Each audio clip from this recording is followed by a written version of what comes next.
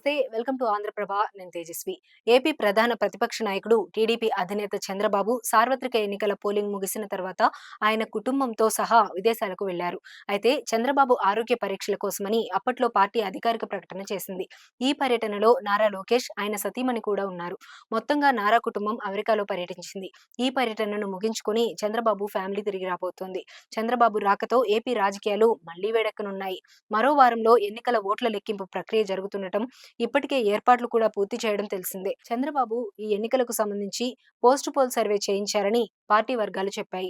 2 ప్రధాన సంస్థలతో ఆయన సర్వే చేయించారు. ఈ ఫలితాలు ఇప్పటికే చంద్రబాబుకు చేరాయని ఆయనకు సన్నిహితంగా ఉండే కీలక నాయకులు వెల్లడించారు. జూన్ 1న 7వ దశ సార్వత్రిక ఎన్నికల పోలింగ్ ముగిసిన తర్వాత అదే రోజు సాయంత్రం చంద్రబాబు మీడియాకు స్వయంగా వెల్లడించే అవకాశం ఉంది. మరోవైపు విదేశాలకు కుటుంబంతో సహా వెళ్లిన సీఎం జగన్ జూన్ 1 నాటికి తిరిగి రాబోతున్నారు.